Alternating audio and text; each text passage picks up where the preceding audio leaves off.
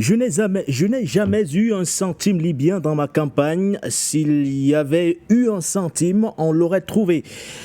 C'est en ces termes que Nicolas Sarkozy est sorti du silence ce 20 janvier 2025 lors du procès pour soupçon de financement libyen de sa campagne présidentielle. Face aux questions sur la rencontre avec Mouammar Kadhafi en 2005, Nicolas Sarkozy a livré un témoignage émotif qualifiant de grotesque l'hypothèse d'une demande de financement lors de cette entrevue. L'ancien président français a détaillé sa première visite à Tripoli, refutant point par point les accusations selon lesquelles il aurait sollicité un soutien financier du dirigeant libyen pour sa future campagne présidentielle. Retour ce soir dans cette émission du Point sur l'actualité sur ce feuilleton judiciaire qui tient en haleine tous les Africains. Doit-on corroborer justement l'hypothèse avancée par Nicolas Sarkozy, entre autres, qui parle d'acharnement, d'obsession de la part justement des proches de Mouammar Kadhafi au regard de l'implication de la France dans la chute, voire l'assassinat de Mouammar Kadhafi. Élément de réponse à suivre dans un instant. Et puis, il n'y aura pas de troisième mandat pour Patrice Talon, le président en image. En question a donc renoncé à briguer un nouveau mandat s'alignant sur les dispositions constitutionnelles de son pays. Loin d'être un fait anodin, la sortie du porte-parole du gouvernement béninois rappelle simplement la position affichée par Patrice Talon face aux organisations de la société civile réunies à Cotonou. Souvenez-vous, c'était en juillet 2022 à l'occasion d'un sommet citoyen pour la démocratie, la bonne gouvernance et l'alternance. Quelle crédibilité accorder justement à la démarche du président Patrice Talon que répondre à ceux pour qui le Bénin qui a connu une transformation économique significative sous le magistère de Patrice Talon, aura besoin de plus de temps pour consolider les avancées réalisées dans des domaines clés tels que les infrastructures, l'assainissement ou encore la modernisation de l'administration publique. Effet d'annonce, effet de communication, ou alors doit-on prendre Patrice Talon au mot? Voilà, mesdames, messieurs, quelques interrogations également que nous posons sur la table de cette deuxième production de la semaine de votre émission Le Point sur l'actualité. Bonsoir à vous et installez-vous confortablement.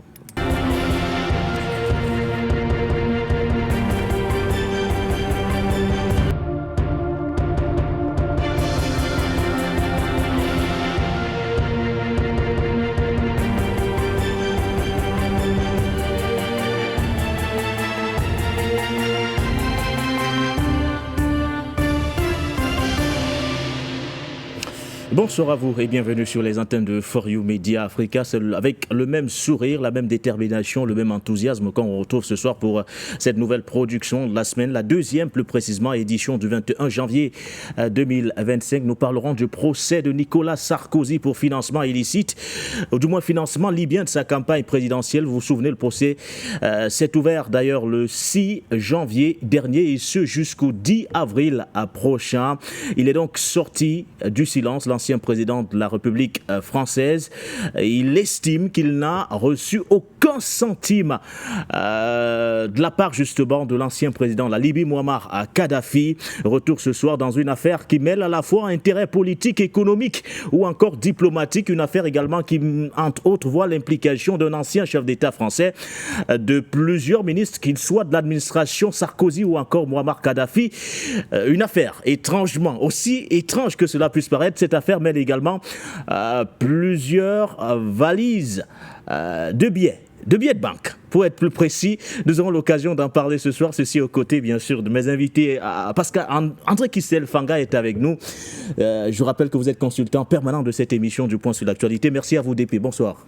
Bonsoir Monsieur Nguéné, c'est un plaisir d'être sur votre plateau. Très engagé pour le combat panafricain, ça je vous en félicite.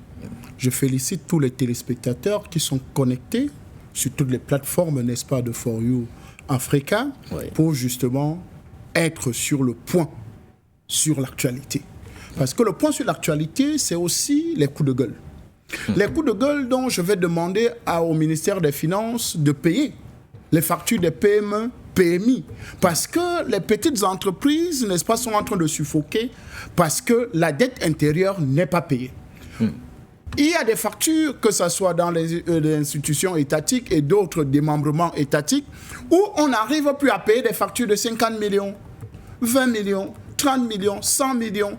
C'est grave. Les opérateurs économiques, n'est-ce pas, crient au scandale que ce n'est pas possible que vous ayez prêté de l'argent à une microfinance, à une banque, vous avez pris des crédits à la tontine pour réaliser un marché, pour réaliser une affaire, et qu'aujourd'hui, vous n'arrivez pas à être payé 1 an, 2 ans, 3 ans après. Et finalement, vous avez peut-être donné le titre foncier, n'est-ce pas, de votre immeuble, de votre maison et tout ça en garantie, et que vous n'arrivez pas à être payé. Donc, nous demandons à l'État du Cameroun de regarder aussi de ce côté-là. Vous savez que la PMI, PME, c'est eux qui font tourner l'économie du pays, parce qu'en réalité, les multinationales ne viennent que cueillir, n'est-ce pas, et pour repartir avec, alors que les PMI font tourner l'économie locale, font tourner l'économie nationale. Donc, véritablement que l'oreille, n'est-ce pas, du président de la République, n'est-ce pas, du Premier ministre et du ministre des Finances se penche sur ce dossier, n'est-ce pas, de ces opérateurs économiques qui n'ont plus, qui ne savent plus à quel sein se vouer, n'est-ce pas, par rapport à cela. Donc, merci pour l'invitation, M. Nguéné. Nous attendons vos questions. Le coup de gueule d'André Christelle Fanga, je rappelle que vous êtes analyste, vous êtes également journaliste, directeur de publication de la Dépêche de l'Est, précisément. La Dépêche de l'Est. De l'Est, oui. La Dépêche de Midi. La Dépêche du Midi, La Dépêche de Midi Magazine. Voilà. La Dépêche de Sport et Culture. Voilà. Et Religion. Voilà. C'est bien de le préciser, André Christelle Fanga. Merci à vous, C'est un consortium. Voilà. Avec vous, Henri, nous reviendrons également largement autour de cette scabreuse affaire entourant le 3e mandat en Afrique. Un actuel Premier ministre avait estimé que c'était l'art de se dribbler soi-même tout en gardant le ballon, une pique à l'endroit de certains dirigeants africains, mais on se rend compte qu'à l'approche des échéances électorales, la question revient de plus en plus sur la table, et précisément du côté du Bénin, à 1 an de la présidentielle, il y a des voix qui se lèvent appelant Patrice Talon à se représenter, et ceci contre les dispositions constitutionnelles. Compte tenu du contexte politique, il fallait bien que le gouvernement réagisse, et l'a fait, ceci par le biais de son porte-parole, qui réitère la position jusqu'ici assumée du président Patrice Talon. Il n'y aura pas de 4e, ou du moins de 3e mandat.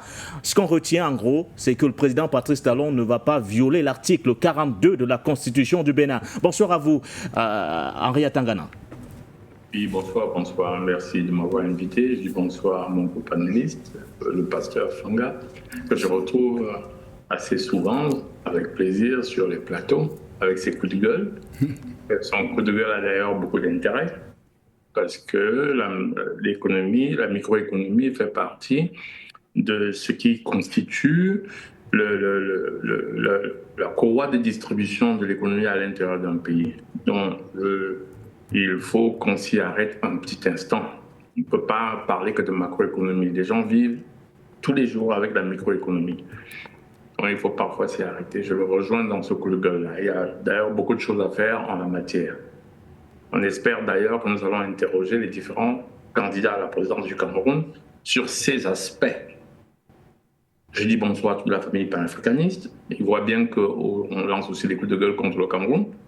Non, que tout n'est pas parfait.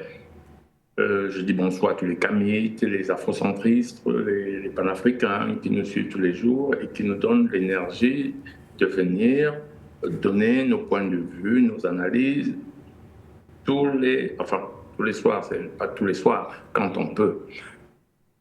Je vous remercie une fois de plus de m'avoir invité sur le Média Africain. Merci à vous, messieurs. Alors, nous allons commenter cette phrase, ou du moins, ces propos lâchés par Nicolas Sarkozy. On rappelle, le procès est en cours. Il s'est ouvert d'ailleurs le 6 janvier dernier, et ce jusqu'au 10 avril prochain. Alors, il était face à la justice. Une fois de plus, Nicolas Sarkozy, c'est devenu une habitude pour celui qui marche désormais avec ce fameux bracelet électronique. Pour une autre affaire. D'ailleurs, André Christelle Fanga, parce que ce que dit Nicolas Sarkozy, je n'ai pas eu un centime libyen dans ma campagne. S'il y avait eu un centime, on l'aurait trouvé. Fin de citation. Alors, est-ce une fuite en avant quand Nicolas Sarkozy assume devant tout le monde qu'il n'a jamais perçu de l'argent venant de la Libye pour sa campagne présidentielle, alors que tous les faits regroupés jusqu'ici prouvent le contraire? Monsieur Nguéné, il faut d'abord mettre comme Monsieur Nicolas Sarkozy de Boxa, n'est-ce pas, dans sa posture de menteur patenté. Menteur patenté, pourquoi? Parce que il a dit qu'il n'avait jamais goûté à une cigarette. On a des vidéos, on a des photos où il a une cigarette. Il a dit qu'il n'a jamais bu une goutte de bière. Il y a des photos où il est justement avec un verre.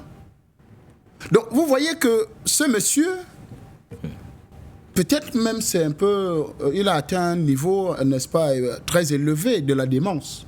Parce que son cerveau un peu bousillé. Parce que c'est quand même un scandale qu'on retrouve un ancien chef d'État marcher avec les chaînes aux pieds. Parce que c'est un condamné.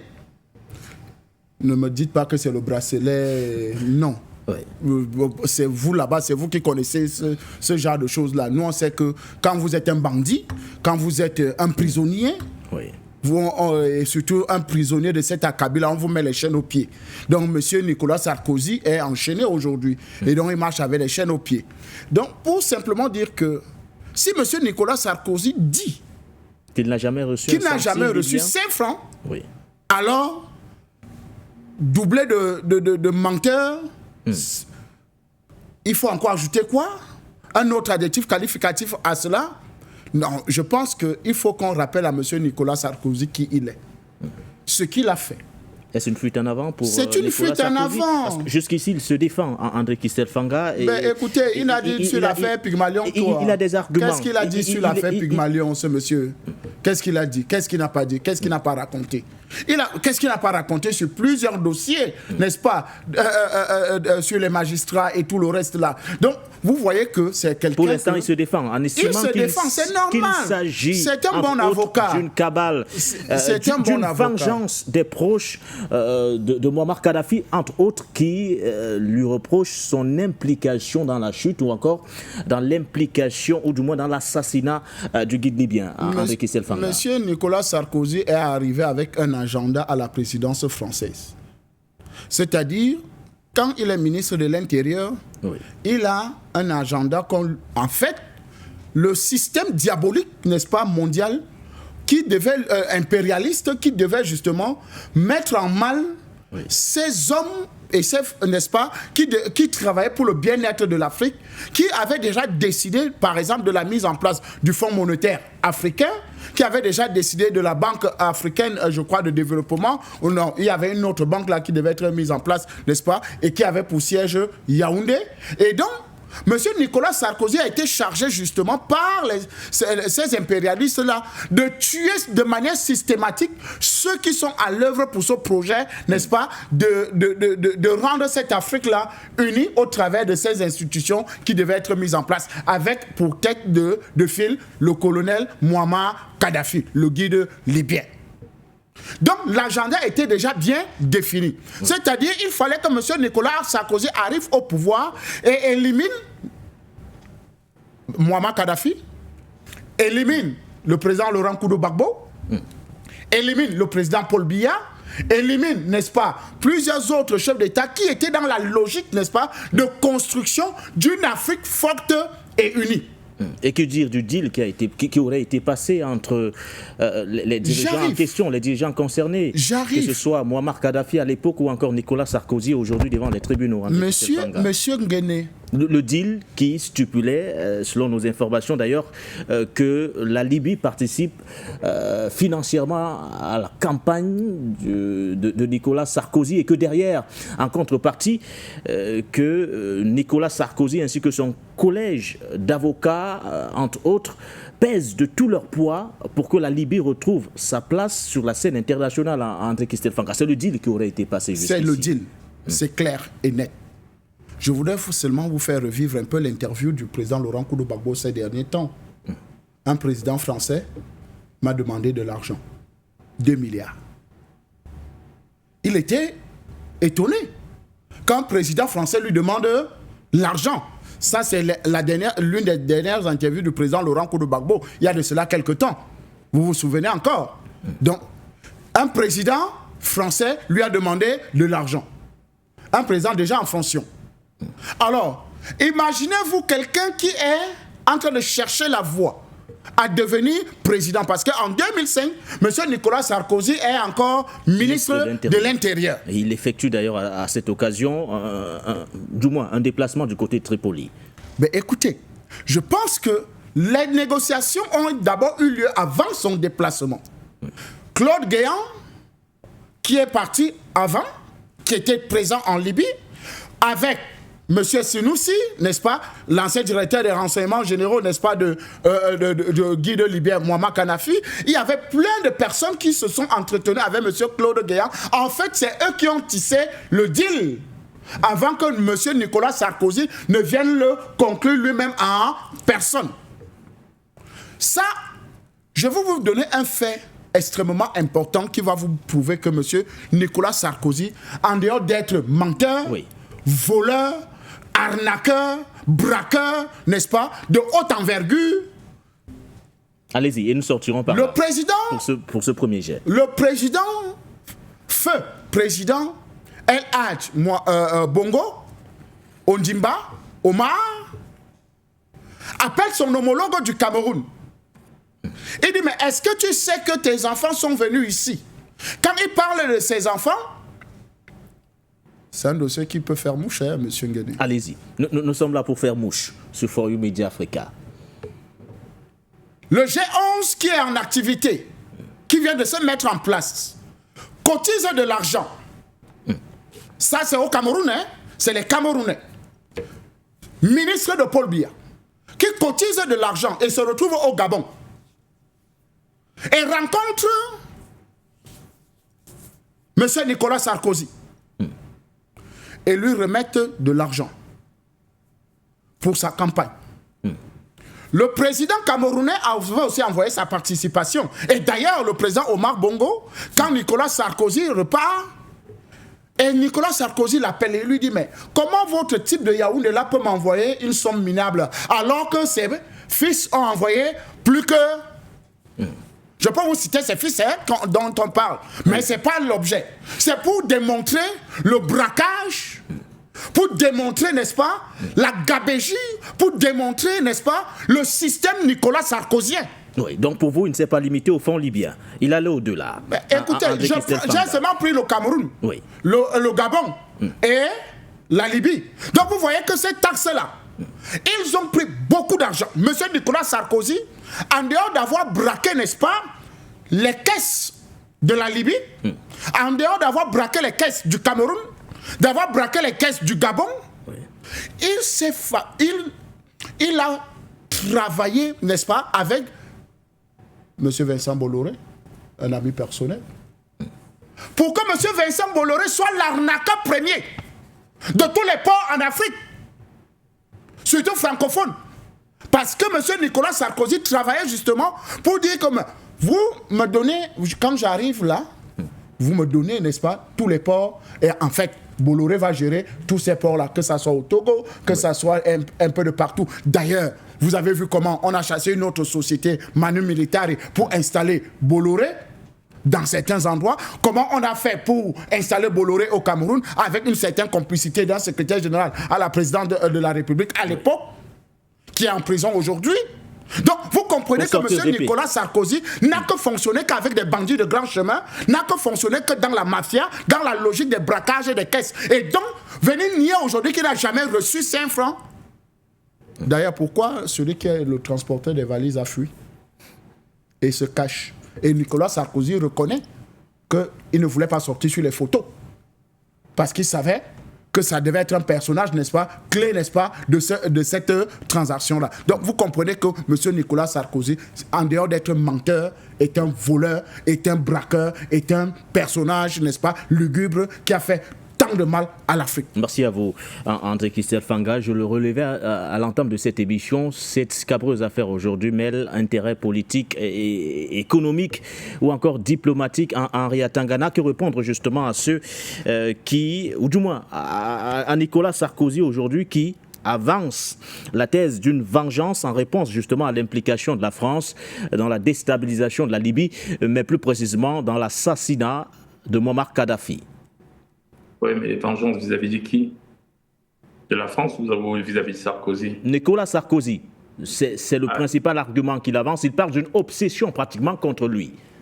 Oui, mais il dit contre la France. Il faut bien préciser qu'il y a une différence entre la France et un dirigeant français. Parce qu'il ne faut pas embrouiller les gens. S'il pense qu'il y a une vengeance contre lui, là oui, mais contre la France, est-ce qu'il y a une vengeance contre lui en tant qu'ancien chef d'État français ou en tant que personne? Ouais, parce que c'est des détails qui sont très, très importants quand les gens parlent et qui parfois flouent tout le monde. Oui, qu'il y ait des vengeances contre lui, ben oui, lui, M. Sarkozy, la politique qu'il a menée, dans ses intérêts.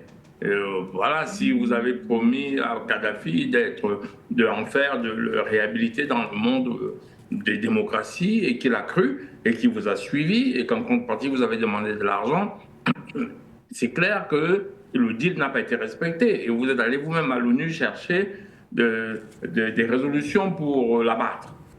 Bah, qu'est-ce que vous attendez de ces enfants? De la vengeance. Mais ce n'est pas contre l'État français. Mais c'est contre l'homme Sarkozy, qui est condamné, qui porte un bracelet au pied. Pour rappel, qu'est-ce que c'est qu'un bracelet en France? C'est ce qu'on appelle ça des aménagements de peine. Pour éviter la surcharge carcérale, je crois que ça avait été introduit par Mme Taubira. Comme ça, vous purgez votre peine chez vous. Mais on vous met un bracelet électronique qui sonne à chaque fois que vous sortez d'un périmètre. C'est pour qu'on ne vous mette pas en prison, parce que les prisons sont pleines en France. Donc, il est bien un condamné. Nous sommes en train de parler d'un repris de justice, là. Hein. On ne parle plus d'une hypothèse. On parle de quelqu'un qui est condamné. C'est de ça qu'il s'agit. Très bien. C'est pour ça que je voulais qu'il précise sa pensée. Quand il dit on en veut à Sarkozy, qu'on lui en veut en tant qu'homme, oui, mais on n'en veut pas aux institutions françaises. En aucun moment, les institutions françaises n'attendent d'un chef d'État qu'il aille réhabiliter d'autres chefs d'État, sans qu'on sache très bien ce que ça veut dire réhabiliter un chef d'État à la scène internationale, en contrepartie de l'argent. Très bien. Comme ce n'est pas prévu, ça se fait dans le marché noir. Et maintenant, moi, je vais passer un peu de temps pour éduquer nos téléspectateurs. En tout cas, pour leur apporter de mon expérience. Les financements des chefs d'État français, quoi de nouveau? De Bongo à Bokassa, tous ont financé les chefs d'État français, à Aïdjo. Tous, tout à Houphouët-Boigny. Tous ont donné de l'argent pour les campagnes présidentielles. À quel moment on va arrêter ça? C'est avec Bongo, le père Bongo, qui, au lieu de développer le Gabon, enfin, je ne vais pas donner de leçons de morale, donnait beaucoup d'argent et tu ne pouvais être le chef d'État en France que si tu avais l'accord de Bongo. Parce que pour faire une campagne politique, il faut de l'argent, il faut la financer. Et il faut donc trouver de l'argent. Et les chefs d'État français allaient trouver de l'argent dans des ex-colonies françaises. Et cet argent venait en mallette pour que ça ne soit pas tracé. Quand vous entendez que l'argent est liquide, c'est pour qu'on ne retrouve pas la trace. Vous savez qu'un virement bancaire est une trace judiciaire. Mais une mallette d'argent, vous n'avez pas de preuve. Et l'une des difficultés de ces mallettes d'argent, c'est qu'il faut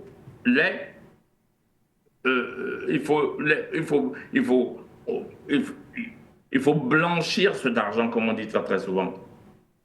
Il faut recycler cet argent. Et ça, beaucoup de gens ne comprennent pas seulement au Cameroun. Il y a des villageois qui, parce qu'on leur dit laver de l'argent, ils pensent que c'est mettre de l'argent dans une machine à laver. Ou bien nettoyer de l'argent avec l'eau et le savon. Non, c'est que l'argent doit rentrer dans le circuit légal. Si on vous amène là, si je vous donne là 1 million d'euros dans une valise, vous ne saurez pas quoi en faire. Contrairement à celui qui dit oui, vous ne savez pas quoi en faire. Parce que vous ne pouvez pas déposer 1 million d'euros dans un compte en banque au Cameroun. Vous ramenez, le banquier doit vous demander quelle est la provenance de cet argent. Et s'il n'y a pas de provenance de cet argent, ben évidemment, vous êtes tenu, vous pouvez être... Nous avons le cas en Belgique actuellement, où un ministre de la Défense recyclait de l'argent par le système de la loterie. C'est actuel, hein, donc moi je vous dis ce qui va dans l'actualité, hein, je ne vous dis pas, ça passe dans le journal.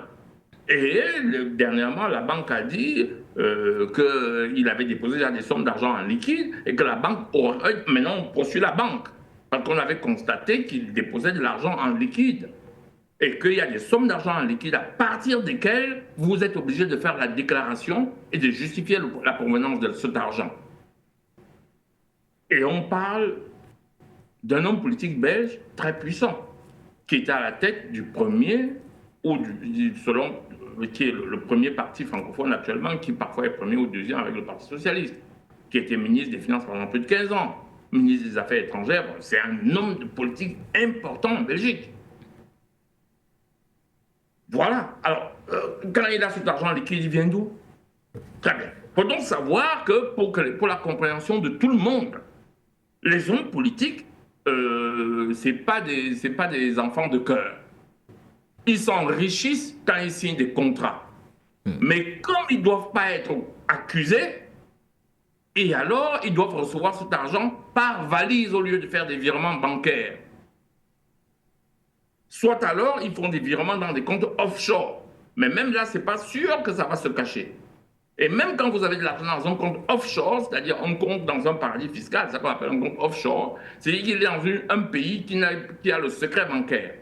La difficulté, à partir de certaines sommes, c'est de le ramener dans le secret bancaire normal. Si vous avez, je suppose que vous avez, je ne prends pas de grosses sommes, je prends juste 1 million d'euros. On vous le met dans un compte offshore aux Bahamas ou aux États-Unis, au Delaware, l'État du Delaware. Comment vous faites pour ramener ça? Comment vous faites pour utiliser ça? Vous faites quoi de ce million d'euros? C'est pas encore beaucoup pour les sommes d'argent qu'ils manipulent. Comment vous faites? Vous n'allez pas acheter une voiture avec de l'argent liquide. Vous allez, voilà, votre argent il serait dans la valise. Mais comment vous faites pour mettre ça dans votre compte en banque? Évidemment, vous allez vous compter les achats que vous êtes capable de faire en liquide. C'est-à-dire acheter des chaussettes, une chaussure, une veste et tout ça. Mais je vous assure, claquer 1 million d'euros en chaussures, et en fait d'ailleurs, il faut savoir que dans les boutiques de grand luxe, vous ne pouvez pas aller aux Champs-Élysées ou chez Louboutin, je ne sais pas, ou chez Dior, ces grands noms-là, vous arrivez, vous sortez 10 000 euros en espèces. Voilà. Et du coup, à quoi doit-on s'attendre, Henri, après ces propos de Nicolas Sarkozy? On rappelle d'ailleurs que le procès se poursuit, et ce jusqu'au 10 avril prochain. Il reste catégorique sur ses positions, l'ancien président français. Henri? J'explique d'abord le contexte. Parce que expliquer des choses aux gens sans qu'ils ne comprennent le complexe, c'est on parle en l'air. Si les gens ne comprennent pas le contexte, donc ça, les hommes politiques français, chacun cherche à être financé, et vous vous attendez à ce que Sarkozy vous dise quoi? Qu'il a été financé? Qu'il a reçu de l'argent? Non, il se défend. Et regardez très bien comment les hommes politiques sont souvent riches en Europe. Vous croyez que c'est juste leur salaire?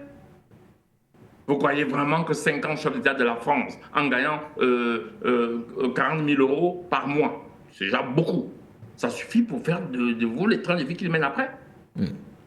Non. Donc il y a manifestement des financements. Il y a aux États-Unis, on voit d'ailleurs comment la finance là-bas, ils ne s'en cachent pas. La finance a pris le contrôle de l'État. Vous avez vu la passation de service. Vous n'avez pas constaté que la finance a pris le contrôle de l'État? Parce qu'il faut des financements. Voilà, mais on ne peut pas l'avouer. Donc, je dis ça aux gens pour qu'ils réfléchissent par eux-mêmes. Mais M. Sarkozy est en posture de se défendre pour éviter une condamnation. Donc, ses propos valent quoi? Il ne va pas dire « Ok, d'accord, j'ai pris de l'argent ». Il se défend. Ses propos ne valent rien. Je sors par là. Voilà. On rappelle que le procès qui se poursuit jusqu'au 10 avril prochain examine notamment des accusations graves de corruption, recel, de détournement de fonds publics, financement illégal de campagne et association de malfaiteurs. Nicolas Sarkozy, on le rappelle, encourt jusqu'à 10 ans d'emprisonnement, 375 000 euros d'amende et une possible inéligibilité de 5 ans. Tout au long de son intervention jusqu'ici, l'ancien président français a maintenu sa ligne de défense. Il n'y a pas eu de financement libyen de sa campagne, exigeant notamment des preuves concrètes pour étayer justement les accusations portées contre lui. Un mot peut-être pour sortir de cette thématique d'accueil, André Kistelfanga? Je voudrais rappeler à M. Nicolas Sarkozy que ce n'est pas l'État libyen qui est en train de le poursuivre. Oui. C'est l'État français. C'est la justice française qui poursuit M. Nicolas Sarkozy. Ça veut dire que si son propre pays qu'il a dirigé, n'est-ce pas, le poursuit. Et Thierry en a précisé quelque chose. Nous sommes là en face d'un prisonnier. Quelqu'un qui a déjà été condamné dans un dossier en France. Donc, association de quoi? De malfaiteurs. Oui. pourquoi Takedine a fui? Parce que Takedine... Corruption, recel de détournement de fonds publics, financement illicite de campagne, association de malfaiteurs. Donc, vous comprenez que M. Nicolas Sarkozy et ses amis les plus connus sont tous dans des difficultés aujourd'hui. C'est pour ça qu'il a pris le train le plus facile qui était de tuer Muammar Kadhafi. C'est pour ça qu'il a couru à l'ONU pour aller prendre cette résolution, n'est-ce pas, pour venir bombarder la Libye. Parce qu'il fallait absolument, n'est-ce pas, effacer toute trace, n'est-ce pas, pour que le clan Muammar Kadhafi ne dévoile tout ce qui a été fait, tous les deals qui ont été faits. La preuve en est, Nicolas Sarkozy arrive au pouvoir. Muammar Kadhafi a fait combien d'années sans aller en France? Sans être accueilli de cette façon. Donc vous comprenez que le deal était réel. Monsieur Nicolas Sarkozy a accueilli en grande pompe, en grand triomphe, le feu guide libyen, n'est-ce pas, jusqu'à le permettre d'installer sa tente en plein Paris.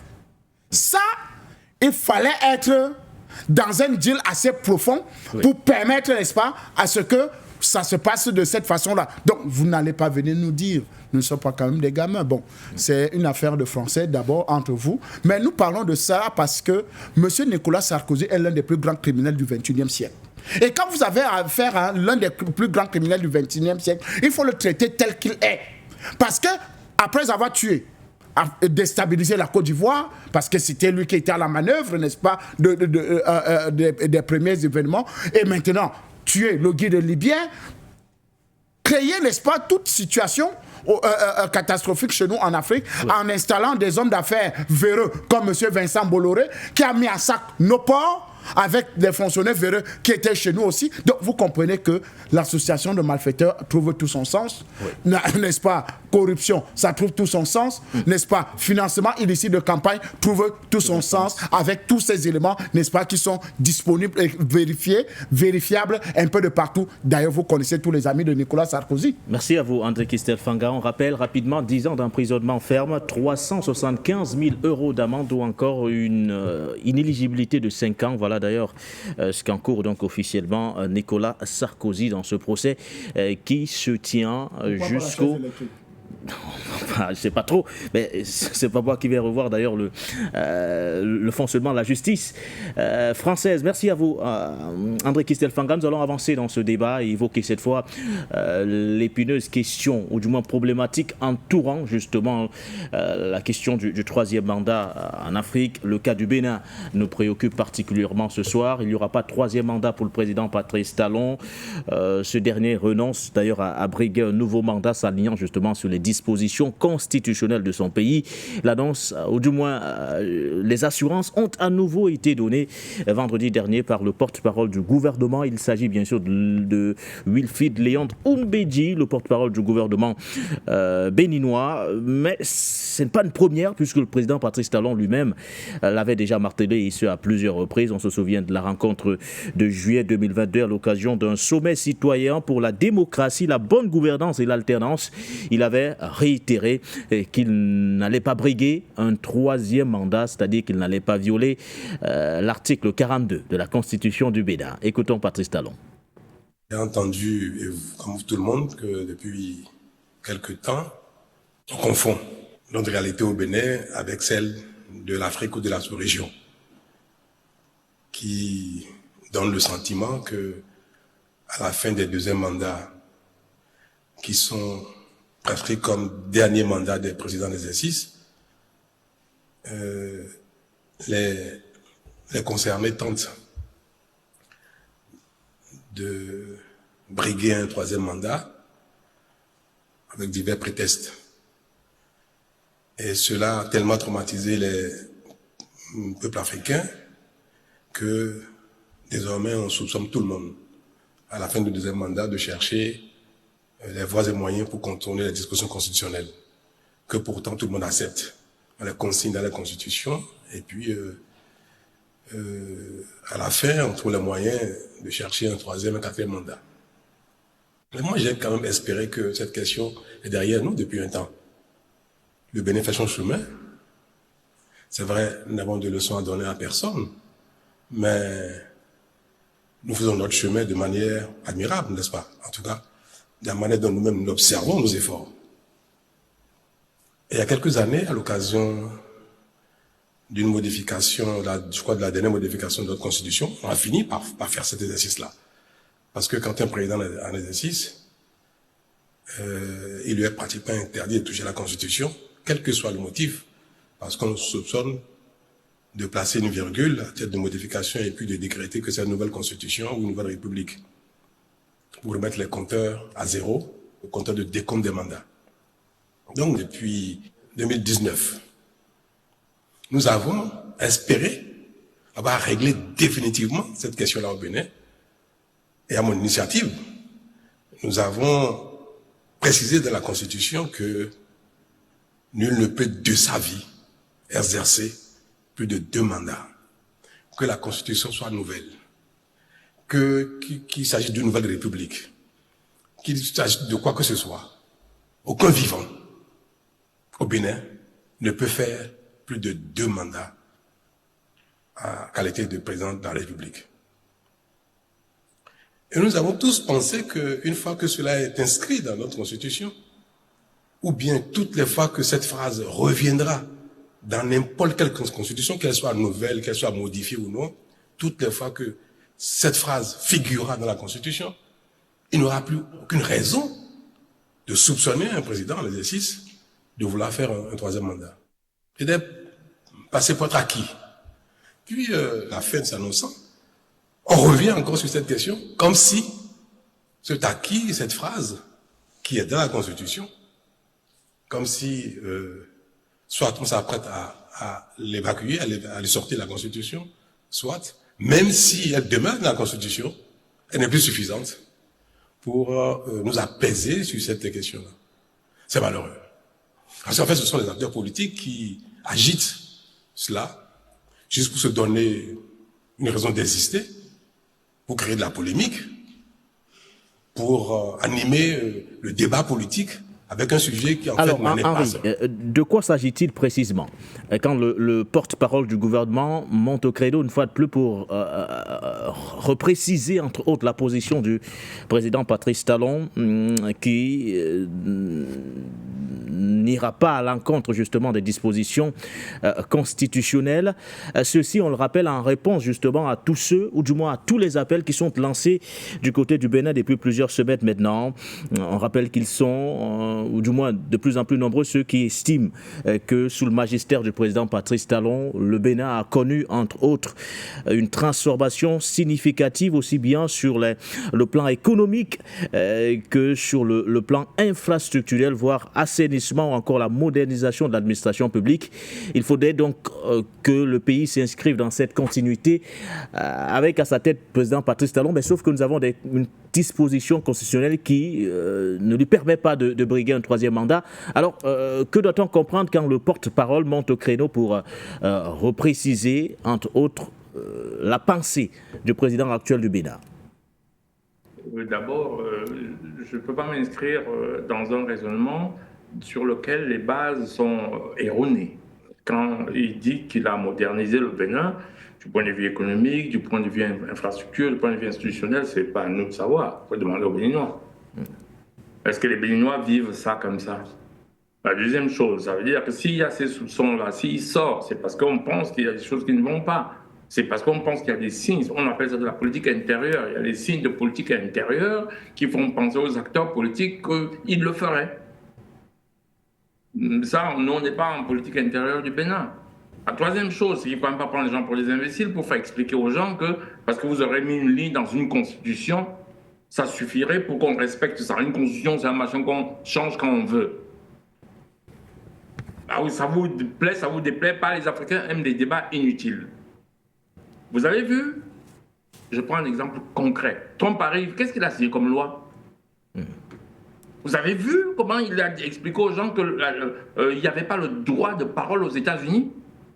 C'est Trump qui dit, hein, c'est pas moi qui dis, il est chef d'État. Il avait dit, il n'y avait plus la liberté d'expression, il n'y avait pas la liberté de point de vue. Vous nous expliquez quoi avant Trump? Que c'est une démocratie, qu'il y a la liberté là-bas. Lui, il vient, il prend le pouvoir et dit qu'il n'y en a pas. Et il signe des lois. Il revient, il dit, mais écoutez, c'est le bon sens, il y a les hommes et les femmes. Vous nous expliquez que ça n'existe plus. Ici, les lois, il dit, dans mon pays, il y a les hommes et les femmes. Point à la ligne. Une petite parenthèse. Juste une toute petite. Allez-y. Parce que moi, je suis quelqu'un de continu dans mes débats. Où sont les organisations non gouvernementales? Vous en avez vu une seule mouftée?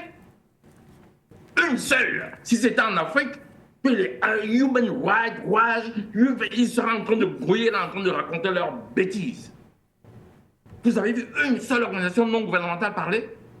Voilà quelqu'un qui arrive et qui vous explique qu'il vient de prendre un pays où on n'avait plus la liberté d'expression. C'est lui qui dit. Très bien. Ça veut donc dire quoi? Quand M. Talon, pour revenir au sujet essentiel, mais il y a un rapport. Quand il nous explique que quelque chose a été mis au nom de la bonne gouvernance, dans la Constitution, mais ça c'est de la littérature.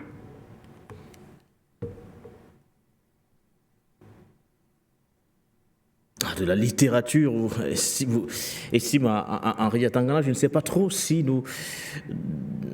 J'espère que nous aurons l'occasion de le retrouver, Henri. Nous avons été malheureusement coupés pour des raisons techniques, certainement, mais alors, il y a quand même une autre hypothèse qui est avancée sur place au Bénin.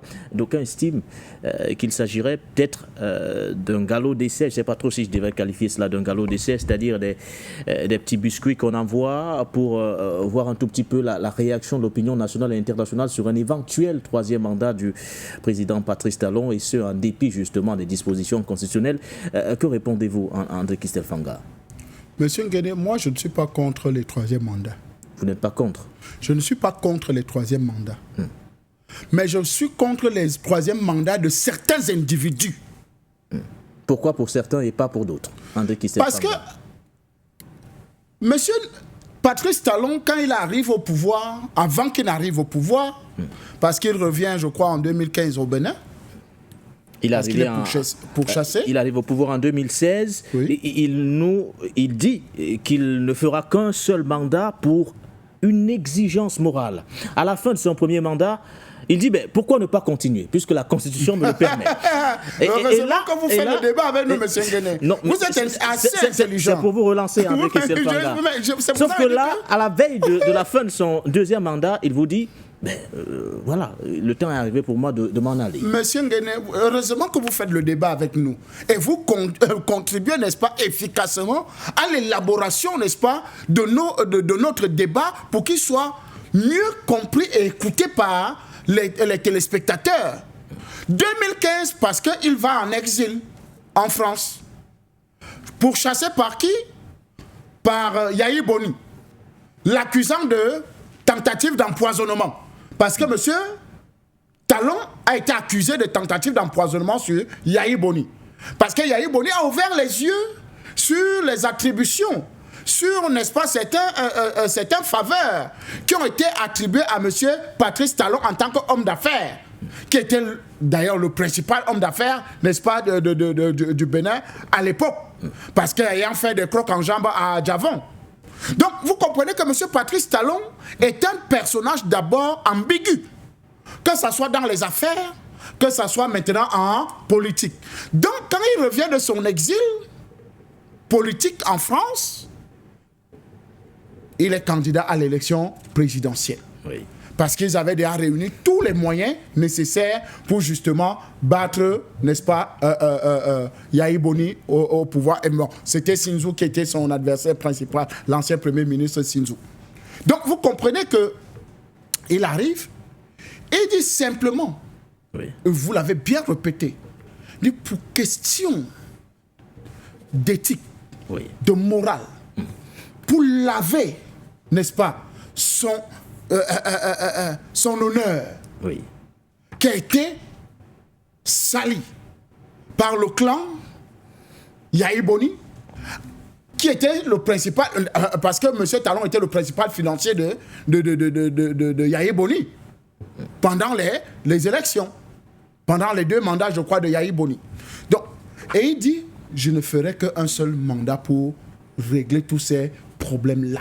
Oui. Et remettre, n'est-ce pas, le Bénin sur les rails avant maintenant de passer la main. Premier mandat terminé. Oui. Deuxième mandat engagé. Et troisième mandat, on nous dit maintenant que bon, Oui. nous n'allons pas aller. Vous ne voyez pas les traits de ressemblance avec un autre type de d'à côté. Lequel? Qui? Vous faites allusion à qui Vous ne précisément? voyez pas les ressemblances. Tous adeptes, n'est-ce pas, de la finance internationale. Tous les produits, n'est-ce pas, de la mafia internationale. Donc vous ne croyez pas, vous ne croyez pas à... Non, vous avez demandé qui? Je vais vous dire qui. Monsieur Alassane Dramane Ouattara. Monsieur Alassane Dramane Ouattara arrive au pouvoir. J'ai besoin juste d'un seul mandat pour transformer la Côte d'Ivoire. Pour en faire de la Côte d'Ivoire un paradis sur terre. Un seul mandat. Un mandat d'abord pris par les armes, c'est-à-dire par coup d'État. Parce que c'est là où on a vu la barbarie, la sauvagerie, avec la bénédiction de la France, le 43e Bima et tout le reste des snipers français, où on a tué, massacré, n'est-ce pas, les Ivoiriens pour un seul mandat que monsieur le grand bâtisseur demandait.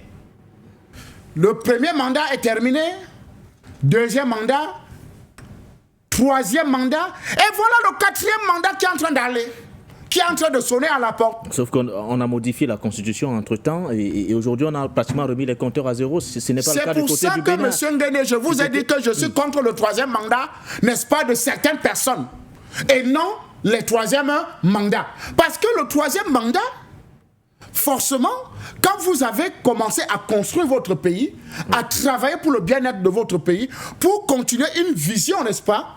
Nous prenons le cas, par exemple, du Centrafrique aujourd'hui. Et donc moi, André Christelle Fanga, j'appelle le président, n'est-ce pas, professeur Archange Touadéra, d'être candidat. Non, mais nous n'allons pas arriver à ce niveau.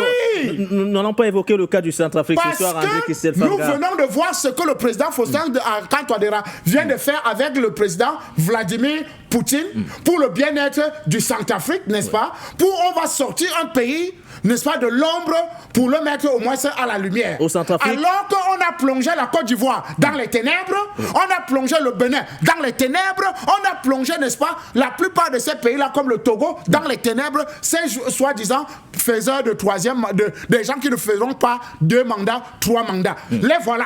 En Côte d'Ivoire, on a modifié la constitution. Au Centrafrique, on a une nouvelle constitution qui permet au professeur Faustin Archange Touadéra, ce sont des cas différents tout de même de le celui problème, du Bénin. c'est qu'on va nous présenter ça comme un troisième mandat. C'est pour ça que je prends les devants en disant, nous n'est-ce pas, panafricain que je suis, voilà, pasteur que je suis, je demande au professeur Archange Touadéra d'être candidat. Parce que ce qu'il vient de nous démontrer avec cette audience en Russie prouve qu'il a une haute idée de son pays. Donc, je finis avec Talon. Je finis avec Talon. Sur le cas du président Baptiste Talon. Oui, c'est un menteur. En dehors d'être un menteur, c'est un destructeur. Pourquoi vous le dites? Va-t-il outrepasser, entre autres, ou du moins, va-t-il violer cette disposition précise de la Constitution? On parle de l'article 42 qui stipule que le président de la République du Bénin est élu au suffrage universel direct et ce pour un mandat de 5 ans renouvelable. Une seule fois, André Christelle Fanga, quand vous... Ils vont modifier la Constitution. Vous en êtes sûr, André Christelle Fanga? Mais ils sont nombreux comme ça, nous. Ouattara n'a pas modifié la Constitution. Voilà. Vous ne voyez pas que c'est 2 amis qui se comprennent? La preuve en est, dès que Ouattara a dit que allons bombarder le Niger, Talon était derrière. Tous se comprennent. Il faut... L'homme d'affaires Talon pour sortir, a au moins 3 sociétés en Côte d'Ivoire. L'homme d'affaires Talon a au moins 3 sociétés en Côte d'Ivoire. Donc vous comprenez pourquoi il est très ami, n'est-ce pas, à M. Alassane Dramane Ouattara. Donc vous comprenez que M. Talon est un menteur patenté. Il nous a menti au premier mandat, à son arrivée, pour son premier mandat. Deuxième mandat, même chose. Donc ce qu'il dit là, et avec n'est-ce pas, le porte-parole et tout le reste là, tous sont dans la... C'est le galop d'essai pour voir comment il y aura, quelle réaction, n'est-ce pas, les Béninois auront. Et d'ailleurs, on ne nous a pas annoncé qu'il y aura des marches là-bas. Pour, entre autres, pour chasser l'armée française. Merci à vous, André Christelle Fanga. Tout se dit, voilà. Tout se complète. Alors Henri, j'espère qu'on vous retrouve. On va afficher les codes d'accès et dans quelques instants, nous prendrons également les avis des téléspectateurs. Alors, Henri, doit-on prendre le président Patrice Talon au mot? Oui, je ne sais pas. Je veux dire, moi, je n'ai pas la boule de cristal. Il y a lieu de soupçonner, comme M. Fanga le dit, il y a lieu de soupçonner que ce soit une tentative ou un petit, on appelle ça en communication le teasing, pour voir un peu comment les gens réagissent avant de lancer le changement de la Constitution. Je veux dire, une Constitution, ça se change, ils sont capables de la changer. Bon, sur le fond, moi je pense, on peut le penser, que si les populations sont contentes, c'est le but de l'élection, elles votent. Si elles ne sont pas contentes, elles ne votent pas. Bon, la disposition qui consiste à dire que la personne ne se représente pas, elle est basée sur quoi? Il faut bien comprendre que les constitutions sont le résultat des histoires des peuples. Vous ne pouvez pas prendre la constitution américaine et la comparer à la constitution camerounaise ou française. Dans la constitution américaine, on a le droit de porter des armes. C'est-à-dire que ceux même qui écrivaient cette constitution, chacun était armé. Ils étaient autour, personne ne faisait confiance en l'autre. Ça, c'est la constitution américaine. La constitution française, on n'a pas le droit d'être armé. Vous voyez que vous ne pouvez pas dire, parce qu'on fait 2 mandats aux États-Unis, on doit faire 2 mandats en France. Et à propos d'ailleurs de ce célèbre débat de changer de république, ça ne veut rien dire, tout le monde sait que c'est un argument farfelu. Monsieur Jacques Chirac n'avait-il pas changé la constitution de la France en passant de 7 ans à un mandat de 5 ans? Avait-il dit, bon, ok, maintenant comme c'est 7 ans, maintenant tout est à 0, je vais me représenter et faire 3 mandats. Vous pouvez bien changer une république et ne pas vous représenter. Ça ne veut rien dire. Tout ça, c'est des prétextes fallacieux. Le véritable problème, c'est que le peuple doit être souverain, à mon avis. Et nos besoins, les besoins des peuples africains ne sont pas les besoins des peuples américains. Ce ne sont pas les besoins, et nous passons le temps parfois à faire du débat intellectuel.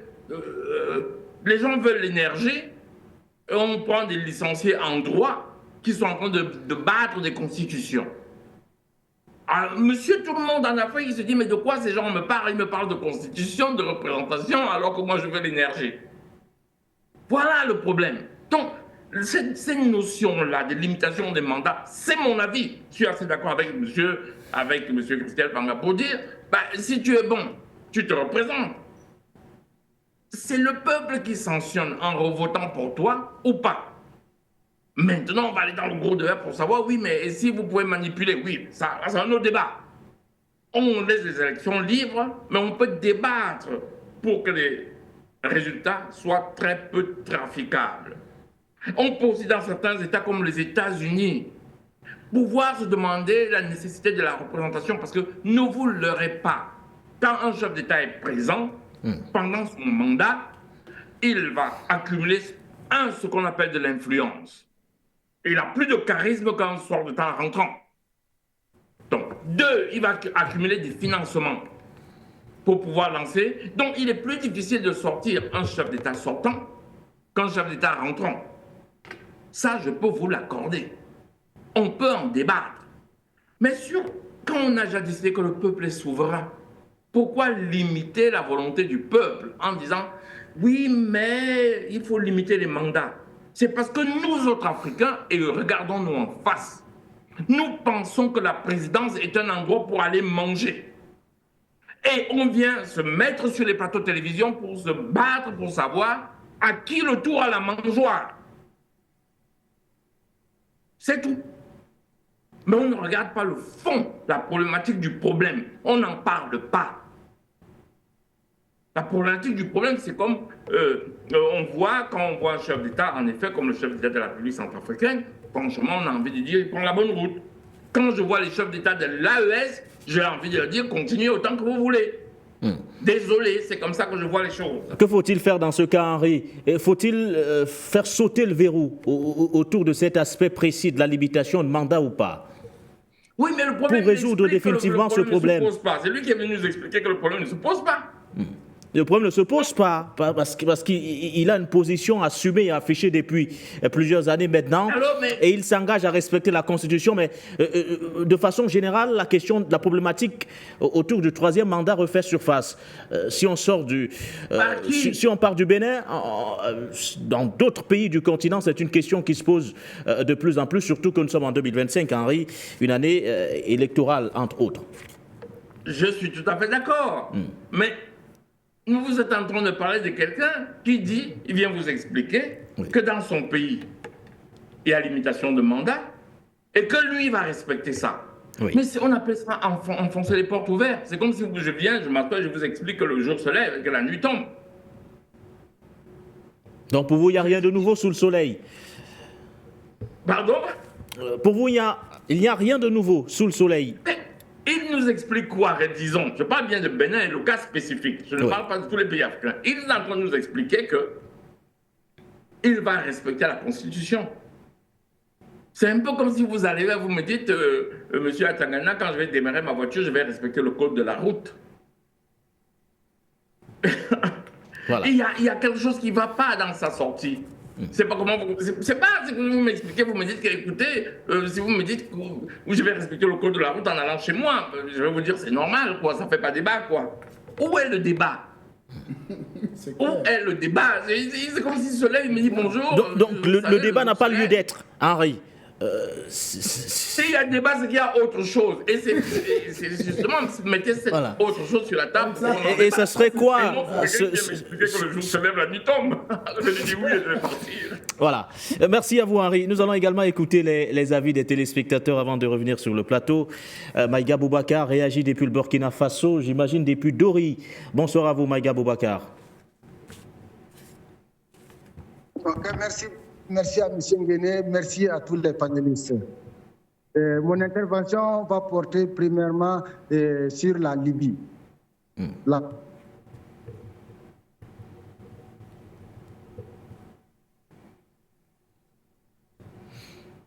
Alors que se passe-t-il avec le retour de Maïga Boubacar, le premier appelant de cette émission du Point sur l'actualité depuis Dori au Burkina Faso?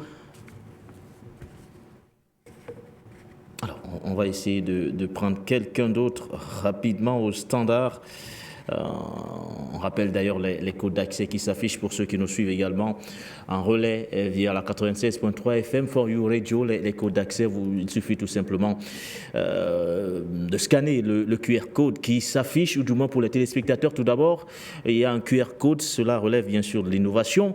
Vous scannez tout simplement, ou alors vous composez, pour vous qui nous suivez d'ailleurs en relais, que nous prenez en relais via la 96.3 FM, le plus 237 683 20 96 61, plus 237 683 20 96 61, ou encore le plus 237 693 58 96 68, plus 237 693 58 96, ou du moins 68 à la fin. Il y a deux lignes, donc n'allez pas tous vers une seule ligne, en laissant la deuxième. Si vous n'arrivez pas, bien sûr, pas à accrocher la première ligne, il vous suffit tout simplement de chercher à joindre la deuxième, ou tout simplement via Skype, pour ceux qui d'ailleurs qui peuvent nous joindre à ce niveau, ou alors en scannant tout simplement le QR code qui s'affiche. Est-ce que nous restons au standard? Ok, merci bien. Voilà. Allez-y, Maïga Boubacar. Ok, vraiment, je m'excuse, mais de l'instant, dans nous fatigue ici. Bon, donc, la question, je parlais de Sarkozy. Le jour de son élection, quand il est élu, son électorat était en train de fêter. Et pendant ce temps, il était dans un bateau de luxe dans la mer avec les Vincent Bolloré, autres. Il faisait la fête là-bas parce qu'il a oublié l'électorat déjà. Voilà. Et rappelez-vous des problèmes aussi des infirmières bulgares. Voilà, qui ont contaminé près de 30 enfants du VIH à Benghazi, là-bas. C'est sa femme qui est venue négocier. Et subitement, à peine que la femme est venue passer la nuit à Souj, comme on appelle le coin là, en Libye là-bas, et elle a été divorcée quelques temps plus tard. Et rappelez-vous encore des faits de Sarkozy. Non, parce que il faut analyser la personnalité de Sarkozy. La vieille dame là, la française là, la propriétaire de la firme de cosmétiques. Boréal. Voilà, un truc comme ça là. Boréal. Voilà. Donc, d'une grosse firme de. Voilà. Son ministre, son chargé, son financier de campagne partait prendre de l'argent en liquidité là-bas pour financer sa campagne. Et la réception, après, après avoir pris l'argent de Kadhafi, qui a été confirmé par le fils de Kadhafi, Saif al-Islam.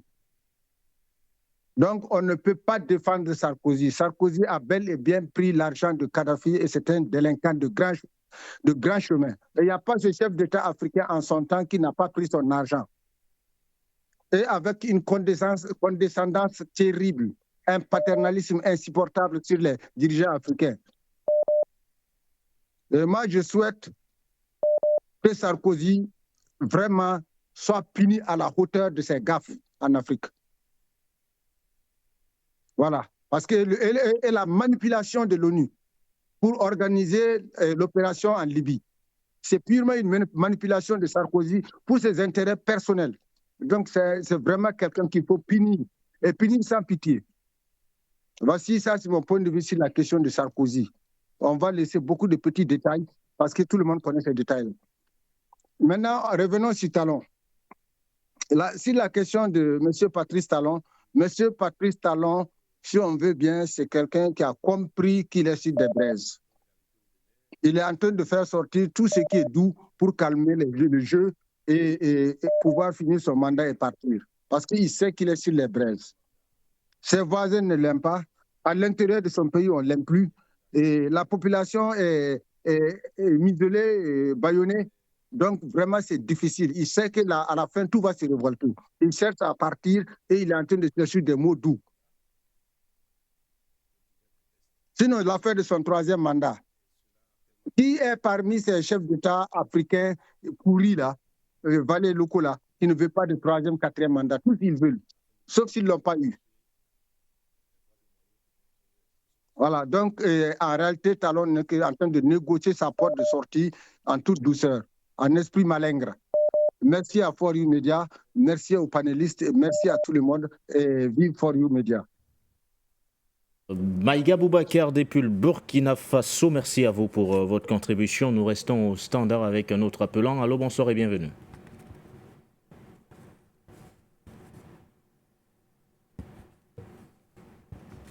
Merci beaucoup, M. Nguéné.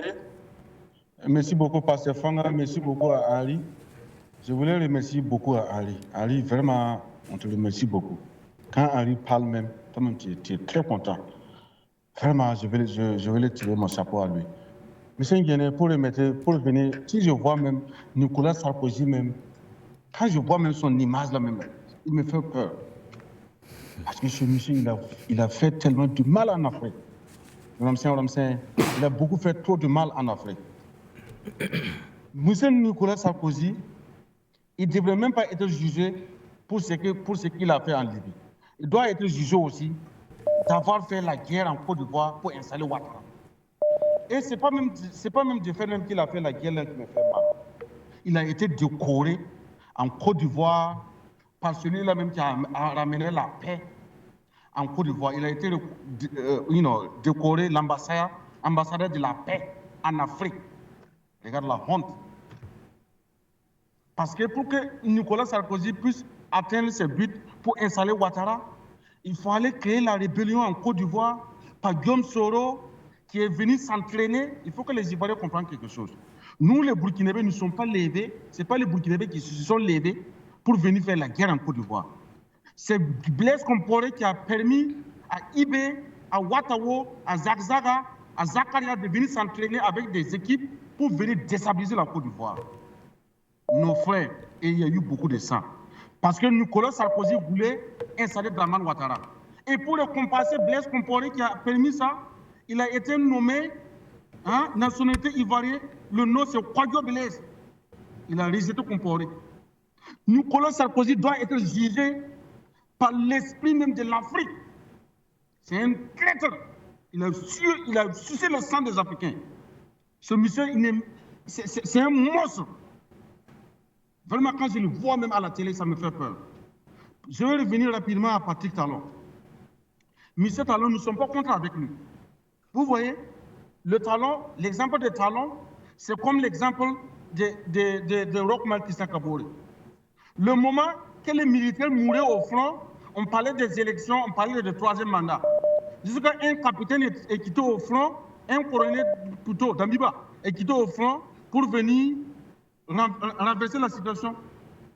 Et un capitaine aussi est venu renverser la situation et mettre l'ordre dans les désordres. Et c'est la même chose qui va arriver à partir de talent, s'il ne fait pas attention. Voilà les militaires en train de mourir. Pourtant, hier, c'est lui qui disait que tous les moyens sont bons pour aller déstabiliser le Niger. Il a dit ça à Mondo-Fijon. Tous les moyens sont bons pour mettre l'ordre au Niger. Mais tous les moyens ne sont pas bons pour équiper ses propres soldats. Et actuellement, les militaires meurent au front. En ville là-bas, ils sont en train de parler de 3e mandat. Alors que les militaires même n'ont même pas de munitions même pour se battre. Ceux qui ont tué les militaires, l'État même a dit que c'est 28 morts. Et dans les coulisses, dans les vidéos que nous-mêmes on a vues, c'est que les djihadistes ont publié ça. Les vidéos, même les militaires ont dépassé de ça. Certains militaires ont été éventrés. Ça dépasse 28 morts. Et lui, il n'est pas capable d'équiper les soldats. Et actuellement, ils sont en train de parler de 3e mandat, de 4e mandat pour dormir la conscience du peuple. Et les militaires meurent au front. Il fallait une intervention de B-19 du Burkina Faso pour venir venger nos frères béninois. Réveillez-vous, hein? Réveillez-vous. Les Béninois, réveillez-vous, hein?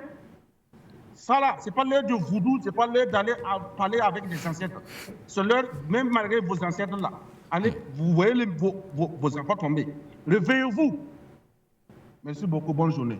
C'est nous que vous disons merci pour votre contribution, pour votre participation. On rappelle que les codes d'accès sont affichés. Vous pouvez réagir sur les thématiques aux côtés de nos invités, André Kistel Fanga, Henri Atangana. Allô, bonsoir et bienvenue. Bonsoir, Foyou Télévision. Bonsoir à tous les milliards de téléspectateurs de Foyou. Bonsoir à vous, M. Nguéné, même si je regrette que nous ne sommes pas représentés par là de notre pays. Je salue tous les techniciens, je salue bien sûr Patient Parfait d'Homme et le pasteur. Lorsque j'ai fini de dire ça, M. Nguéné, il y a des débats qu'on ne mène plus. Ayez du respect pour les Africains combattants et sérieux. Si je parle de Ayez, ce n'est pas exactement vous. Nicolas Sarkozy, c'est la calamité du siècle. C'est l'homme même qu'on a utilisé contre nous. Mais vous attendez quelle vérité de lui? Ceux qui lui ont donné l'argent ont dit qu'ils lui ont donné ça. Je salue Henri Atangana en même temps que je n'avais pas vu. Ceux qui lui ont donné de l'argent reconnaissent lui avoir donné ça. Il y a même un parvenu là qui servait, qui amenait les valises d'argent. S'il dit aujourd'hui, il a amené, demain il dit il n'a pas amené. Tout juste parce que Sarkozy lui promettait bon nombre de choses pour qu'il puisse vivre en France. Nous, quel président français, même si on n'aime pas la politique française, quel président français marche avec, comment on appelle, des ceintures ou bien des bracelets électroniques? C'est un voyou. Mais écoutez, en 2007, il avait quel argent, ce Hongrois là? Il avait quel argent pour financer sa campagne? On a besoin de vous dire que c'est ça, c'est un traite. Il est typiquement français. C'est le comportement français, ça. C'est-à-dire mesquin, qui mange avec toi et qui te tue. C'est ça le français. Kadhafi lui a tout donné. Vous n'avez pas écouté Saïd Islam.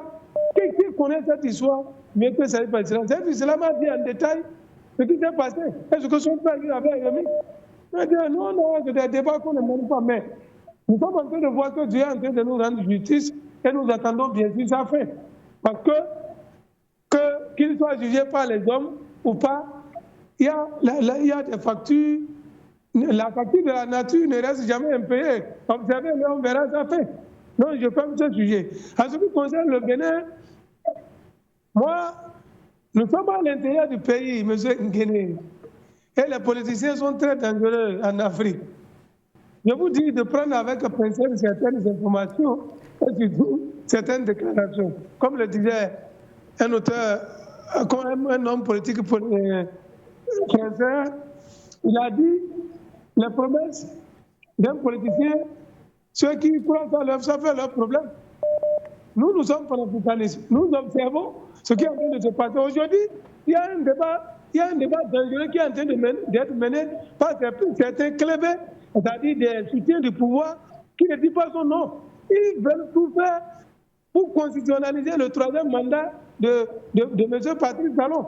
même si le médecin lui-même n'a rien dit, le président lui-même n'a rien dit. Mais on voit des vérités très dangereuses. Il y a Kofi Azar qui disait que bon, les phares, c'est-à-dire le vaudois dit que c'est Talon qui doit rester après 2026. Ce débat est là, ce n'est pas fini. Il y a des personnes qui amènent un autre débat pour dire que bon, étant donné que la Constitution a été retouchée, que les députés n'ont pas le droit de dire que ce n'est pas une autre république, mais que c'est la Cour constitutionnelle qui a habilité à dire ça. Où on veut nous amener dans ce débat-là? C'est pourquoi la démocratie occidentale, là, elle est prélatée, elle est toxique, et il faut chercher un autre mode de gouvernance. Nous n'avons aucun problème avec la durée d'un président au pouvoir. Est-ce qu'aujourd'hui, de l'intérieur, que ce soit à l'intérieur ou à l'extérieur, est-ce que le président Benoît fait, comme on appelle, l'unanimité? Non. Lui-même, il a dit qu'il est le président le plus impopulaire de son pays. C'est lui-même qui le dit, c'est pas moi. Il y a les archives qui sont là. Si on est impopulaire dans son propre pays, il vaut mieux que tu passes après que les gens se rendent compte de ce que tu as été. Et en ce qui concerne l'intérieur, au sud du pays, M. Nguyen, nous avons la mer. On n'a rien là. C'est la mer qu'il y a. Pour sortir, M. Sidi. C'est le Niger. Qu'on appelle au nord-ouest, à l'ouest du monde, on a le Burkina Faso. Au nord-est, on a le Togo. Avec tous ces pays-là, M. Nguyen, on a des problèmes. On ne s'entend pas. Les frontières ne nous sont pas favorables. Les échanges commerciaux sont bloqués. Tout est dans un méli-mélo impossible. Et la population vit dans une situation très précaire et une paupérisation très avancée. Dans cette optique-là, de façon responsable, moi je crois que le chef d'État, le président Patrice Talon, ne va pas écouter ces gens-là. Il ne va pas écouter ces rigolos-là. Il ne va pas salir son bilan jusqu'à ce point-là. Parce que le bilan, là, il est déjà chaotique. Où les gens se plaignent, même, bon, on ne peut pas dire qu'un président tout fait mal, non. Ça n'existe nulle part. Il a certainement fait beaucoup d'autres choses qui sont bien. Mais aujourd'hui, si Dieu t'a donné la chance de gérer un pays, et qu'à un niveau donné, tu remarques qu'il y a un problème, que ce soit à l'intérieur, à l'extérieur. Pour sortir, M. Sidi, pour sortir. Et au nom de l'intérêt supérieur, comment on appelle, de la nation, il vaut mieux s'éclipser pour que les gens te regrettent. Parce que ce qui va se passer, ça ne goûte pas. Il y a des horizons sombres. Il y a des horizons sombres qui sont en train d'être annoncés. Parce que le code électoral aujourd'hui, qui est au Bénin, c'est un code qui fait réagir tout le monde, que ce soit ancien président des cours constitutionnels, ancien président des assemblées.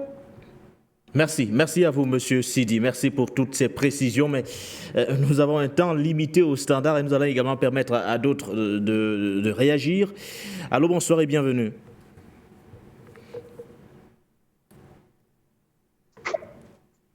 Je suis en direct. Oui, allez-y. Bonsoir, monsieur. On vous appelle comment? Et moi, c'est Jean de Monsieur oui. Guéné. Bonsoir à vous, Jean. Alors, oui, alors courage à vous. Monsieur Guéné, le temps presse.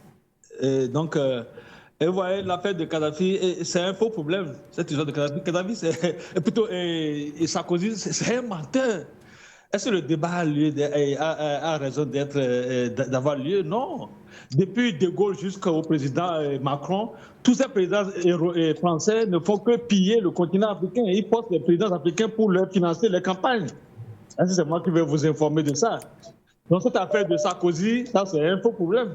Sarkozy n'est pas le seul. Monsieur Nguyen, pourquoi on va polémiquer autour de ça? C'est comme ça le gouvernement français. C'est pourquoi nous n'en voulons plus. Ce débat-là ne nous instruise pas du tout. C'est de même chose que pour Talon. Est-ce qu'on a besoin même d'évoquer ce genre de choses? C'est insulter la mémoire des Béninois, des Dahomey, ça. On n'a pas besoin d'en parler. Troisième mandat. Est-ce que Talon peut même avoir l'intention d'évoquer troisième mandat? Ça, c'est insulter la mémoire des Dahomey. Ils n'ont pas tout fait pour ramasser les affaires pour partir, c'est tout. C'est qu'ils sont forcés par le système de la Banque mondiale, les FMI consorts, comme ils sont dans le système de bandits, de menteurs, de destructeurs, c'est ce qu'ils doivent faire. Qu'est-ce que nous appelons mandat? Regardez l'AES. Nous demandons à l'AES de s'armer. Armez-vous jusqu'aux dents. AES, n'ayez peur de personne. Qu'il soit disant votre frère, votre mère, qui est dans ce cercle démoniaque et qui se bat contre vous, détruisez-le. Vous avez le droit. AES, armez-vous jusqu'aux dents. Ne nous trompons pas, nous sommes en guerre. Nous sommes en guerre. Que Dieu bénisse. Merci, bye. Jean Sac-Pounou depuis les États-Unis, merci à vous. Merci pour votre contribution au standard. Nous prenons d'autres appelants. Allô, bonsoir et bienvenue. Allô? Oui, bonsoir, monsieur. Allô?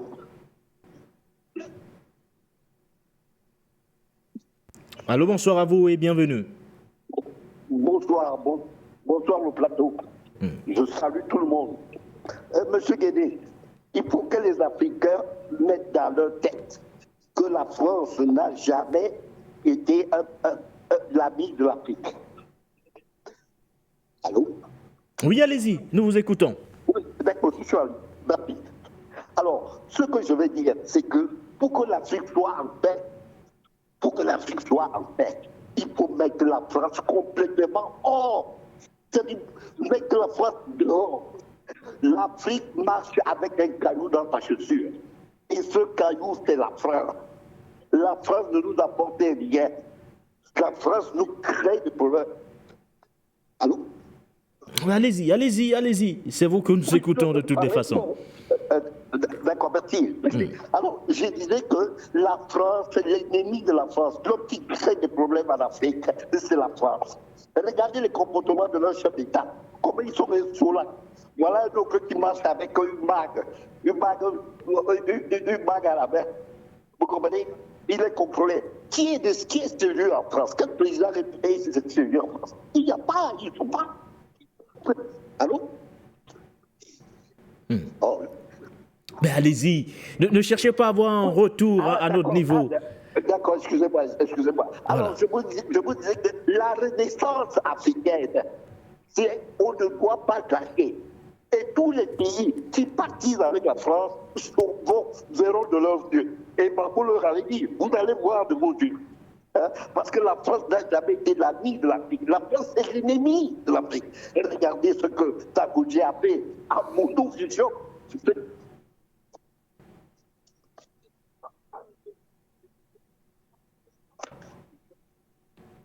Alors, je pense que nous avons été coupés. Malheureusement, quand vous avez la parole, donnez tout simplement. Je ne vous suis pas, mais excusez-moi, M. Guédé.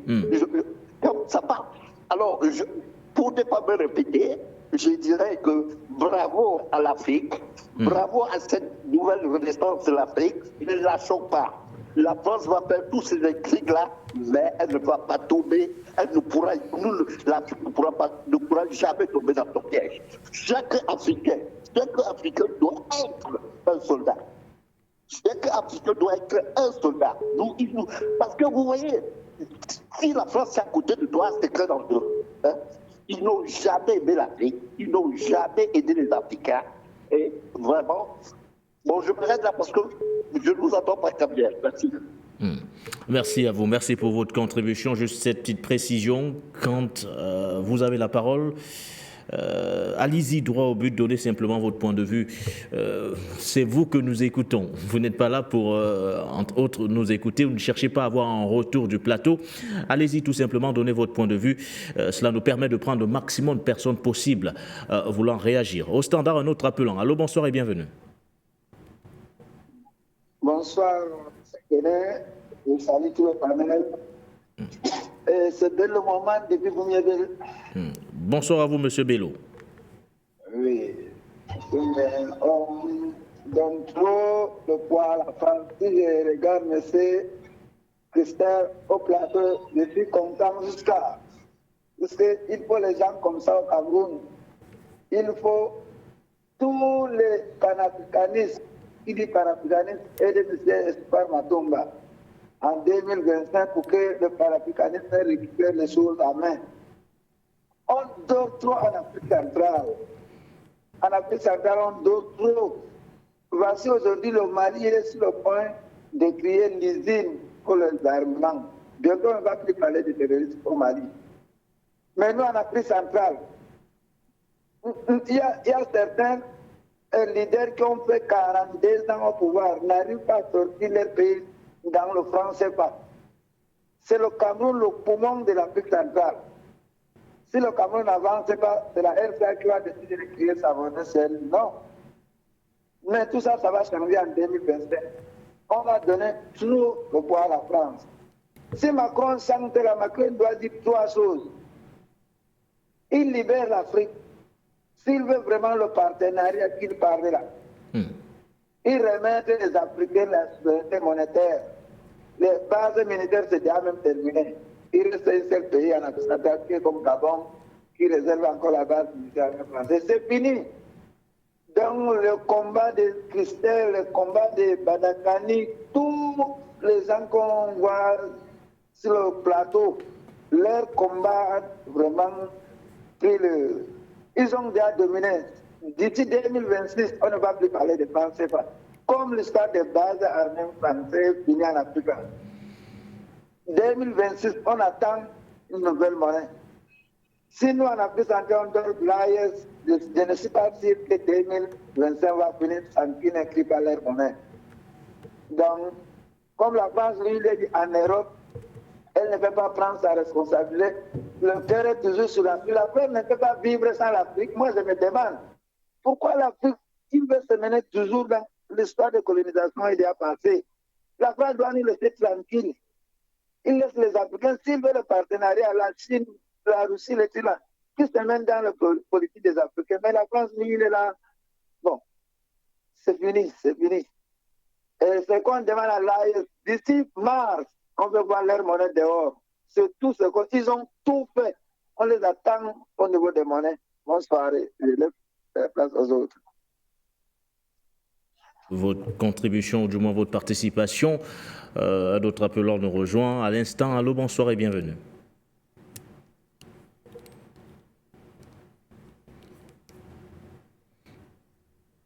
Allô, bonsoir à vous et bienvenue sur For You Media Africa. Oui. Mais allez-y, nous vous écoutons.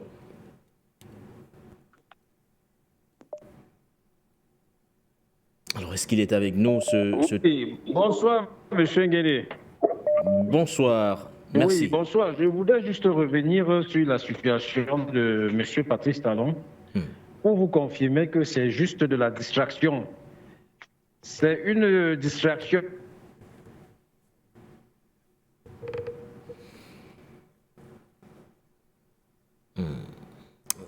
Stratégie de communication ou simple distraction. En ce moment, nous avons été coupés. Je pense qu'on va avancer. On va prendre quelqu'un d'autre. Je pense que c'était M. Kamdem. Vous pouvez revenir quand vous le voulez.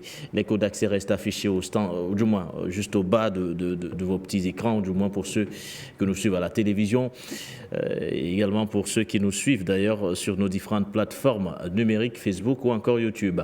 Allô, bonsoir et bienvenue à vous. Merci. Bonsoir monsieur, on vous appelle comment? Monsieur Kamdem, vous pouvez revenir quand vous.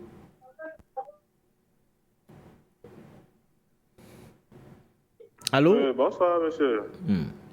Merci, bonsoir à vous. Monsieur, bonsoir. C'est monsieur Touré, je vous appelle de la Côte d'Ivoire. Je voulais revenir un peu sur le sujet du troisième mandat du Bénin. Moi, je pense bien que les Africains, on doit réfléchir autrement. Les Blancs ont un autre moyen de nous contourner, d'aller à l'essentiel. Aujourd'hui, on a un problème en Afrique avec le troisième mandat. Partout, on passe troisième mandat. Partout, on passe troisième mandat. Comme si le problème de l'Afrique se résumait au mandat. Parce que quand un président veut brûler un troisième mandat, ça devient un problème. Voici un président, les terroristes atterrissent dans son territoire. Au lieu de résoudre, il vient frapper là où on parle de troisième mandat. On oublie le problème. Donc, est-ce que le problème de l'Afrique se résume sur le troisième mandat? On a beaucoup de problèmes. On a nos matières premières, on a du mal à transformer. On a notre santé, le domaine de l'éducation, il y a faillite. Le domaine de santé, il y a faillite. Les infrastructures, il y a faillite. On cherche à faire unir. Aujourd'hui, le monde est en train de se battre. Les grands sont en train de se battre. Qu'est-ce que l'Afrique doit lutter pour se positionner sur le plan international? On a nos matières premières qui sont à la longue, où l'Occident veut les piller. Il y a l'enjeu géostratégie, géopolitique qui se joue, qui va se jouer bientôt en Afrique. Au lieu de réfléchir, chercher à se positionner, comment nous allons nous organiser, c'est troisième mandat. Moi, je pense bien que nous sommes en démocratie. On dit qu'on a choisi l'option de la démocratie. Mais si en démocratie, je ne peux pas donner ma voix à autant de fois, on dit que c'est le choix du peuple. Mais est-ce que si un peuple choisit d'élire 100 fois un président, ça doit poser un problème? Si les élections sont transparentes, moi je pense qu'à ce moment, il n'y a pas un problème. Donc si je ne peux pas donner ma voix à autant de fois à une personne, c'est que je ne suis pas en démocratie, il y a une contradiction. Donc il faut qu'on sorte de tous comme tout le problème de l'Afrique se résume sur élection. On a trop de problèmes. Il faut qu'on sorte de cette marasme-là. On a trop de problèmes à résoudre au lieu de toujours parler. Quand on a lu toutes les chaînes africaines, troisième mandat, on a d'autres problèmes. L'Afrique ne se résume pas au troisième mandat. Il y a des présidents africains qui ne font pas de troisième mandat. Mais je pense qu'il y a des sujets importants. L'Afrique a manque d'industrie, a manque de beaucoup de choses. Au lieu de taper là, on est en train de taper sur ce que quand un président fait un troisième mandat, quatrième mandat. Mais si c'est le peuple qui l'a choisi, où est le problème? Je pense qu'il n'y a pas de problème à ce niveau. Donc voici, je vais sortir là, c'était ma contribution. Merci à vous pour votre contribution. On ne devrait pas s'attarder sur cette question d'ailleurs autour du troisième mandat. Le plus important est forcément ailleurs. Merci pour votre contribution, pour votre participation au standard. Un autre appelant. Allô, bonsoir et bienvenue. Oui, monsieur Nguyen, c'est moi qui reviens, c'est monsieur Kamdem. Alors, je vous disais tantôt que c'est une distraction. Monsieur Patrice Talon est en train d'agiter, n'est-ce pas, là, un carton de biscuits pour voir les réactions des affamés. Ça veut dire qu'il considère le peuple béninois pour des affamés et il voudrait justement, n'est-ce pas, à travers...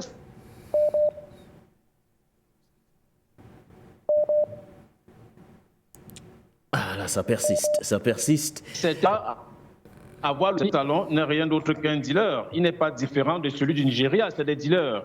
Et M. Patrice Talon n'a non plus encore, n'est-ce pas, parachevé la mission à lui assignée par la France, celle de servir, de piloter, n'est-ce pas, les bases arrières françaises à partir du Bénin pour déstabiliser le Burkina Faso, le Mali, le Niger, bien entendu avec son ami d'à côté Ouattara.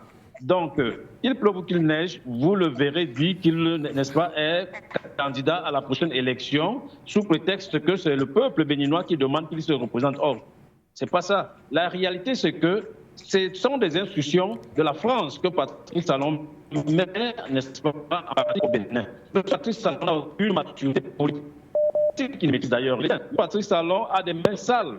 Il est là parce que la France impose aux Béninois, n'est-ce pas, qu'il soit là. Mais au fond, plus de la moitié, n'est-ce pas, de la population béninoise ne veut plus de Patrice Talon.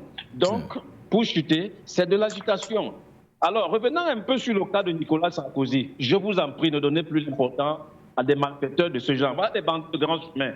Et à partir de Nicolas Sarkozy, je vais faire un petit mot dans le code de procédure pénale qui qualifie ce genre de personnes pour des délinquants primaires. Donc Sarkozy, ce n'est pas un délinquant primaire, c'est un délinquant secondaire. Il mérite d'être tué, n'est-ce pas, au même titre que les Congolais qu'on a abattus, parce qu'il a sûrement fait mal. Un voleur qui ne reconnaît pas, n'est-ce pas, ses actes vraiment. C'est aberrant, c'est irresponsable. Mais malheureusement, c'est une honte pour la France. C'est une honte pour la France.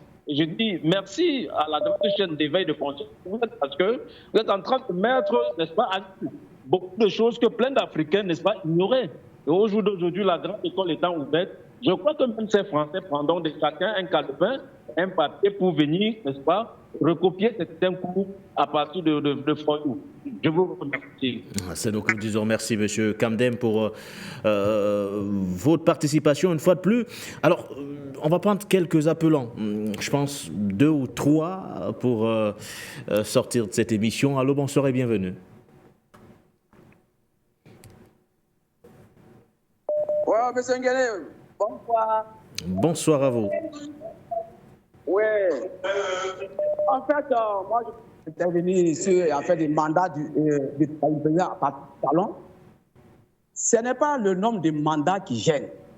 Si un président travaille bien, il peut faire un mandat. Mais le problème, c'est que la Constitution ne prévoit pas le nombre de mandats excessifs que les présidents font. C'est ça qui est le problème. Ils tombent la Constitution et puis ils reviennent. Sinon, un président, s'il travaille bien, peut faire un mandat pour son peuple. Ça ne gêne pas. Mais la Constitution ne prévoit pas 4e mandat, 5e mandat. La Constitution limite le nombre de mandats. Maintenant, quand ils sont au pouvoir, ils changent la Constitution et puis ils se présentent. C'est là qu'il y a le problème.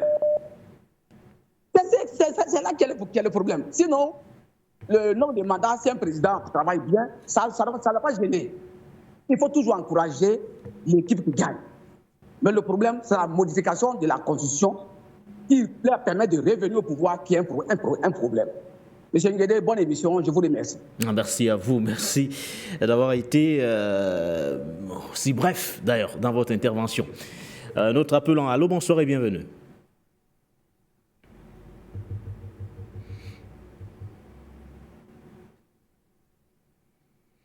Allô, bonsoir et bienvenue à vous.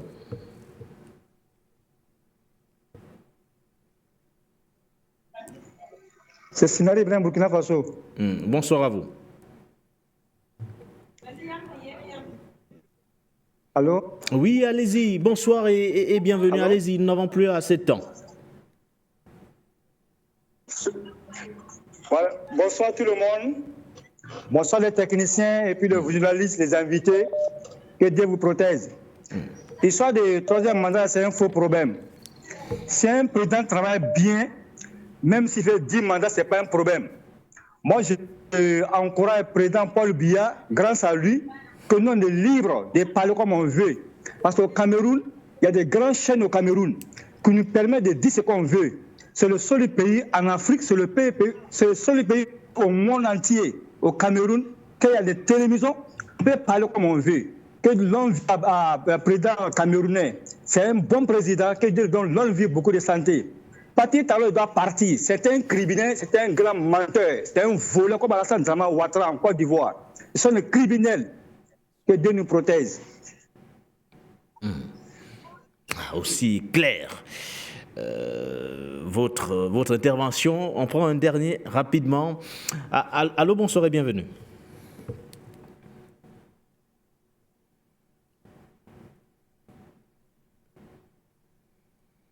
Alors on fait quoi à la réalisation? Nous restons au standard ou alors on revient conclure l'émission. Allô, bonsoir et bienvenue. On prend rapidement un dernier appelant. Allô, bonsoir à vous.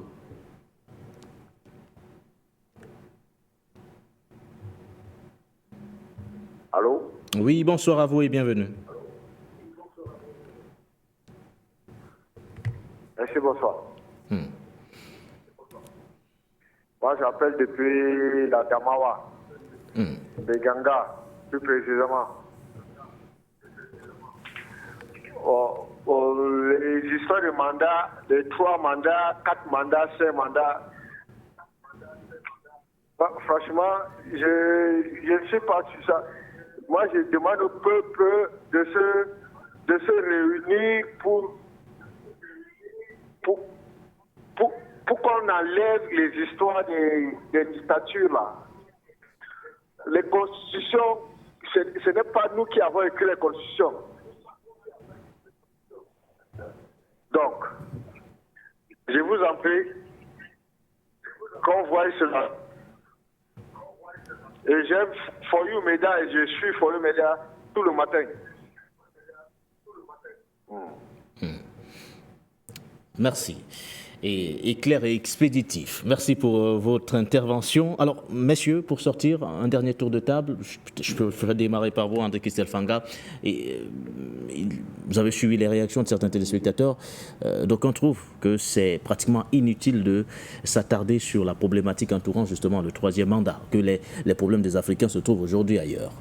Écoutez, c'est toujours très important de s'attarder sur les thématiques comme celle-là, pour démontrer, n'est-ce pas, à la face du monde, la roubladise, la méchanceté, n'est-ce pas, de certains acteurs politiques comme M. Talon, comme M. Ouattara, comme M. Yassimbe, et tout, nous en passons. Et de dire que le 3e mandat n'est pas un problème en Afrique, je le dis bien, un 3e mandat n'est pas un problème. Mais c'est les individus ou bien les personnes qui veulent le troisième mandat pour le but de perpétuer leurs crimes, leur criminalité, leur pillage, leur déstabilisation, n'est-ce pas? C'est avec eux que nous sommes en lutte contre eux.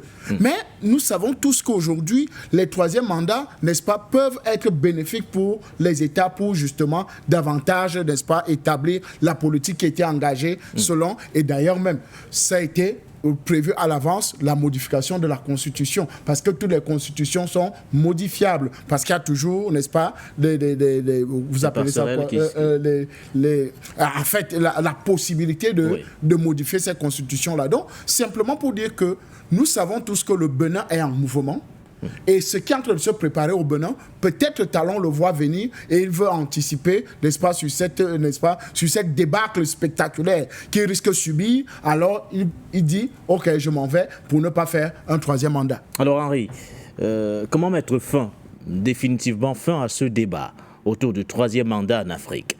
Un débat qui endeuille plusieurs familles, crée parfois des conflits, des guerres civiles pratiquement dans certains pays. Henri? Oui, le débat se passe en Afrique parce que c'est notre histoire. Notre histoire, c'est l'histoire des décolonisations. Et pendant ces décolonisations, on sait ce qu'il s'est passé. Ceux qui voulaient vraiment les indépendances ont été tués, on a mis à la place des pantins qui étaient commandés. Et ces pantins, ils se sont contentés d'être juste des gens à la solde de la France. Donc, le peuple, ce n'était pas important pour eux parce qu'ils devenaient des nouveaux colons. Les colons à la peau noire. Donc, perpétrer leur existence était plus important. Et alors, pour perpétrer leur existence, ils devaient rester là, faire plaisir à papa la France. Parce que, remarquez que le problème là se trouve de façon, avec beaucoup d'acuité, dans les anciennes colonies françaises. Le problème est moins virulent dans les anciennes colonies des autres les anciens colons. Oui. C'est une autre forme de décolonisation qui a fait ça. Il a créé des gens qui se sont dit, je fais plaisir aux colons et le colon me maintient. Malgré les trahisons des colons qui ont trahi Mobutu, Bokassa, mais ils n'en démordent pas. C'est-à-dire qu'il y en a qui pensent encore que le colon ne va pas les trahir. On parlait d'ailleurs à l'entame de notre émission de M. Sarkozy, comment il a été trahi, de M. Kadhafi qui a été trahi par Sarkozy.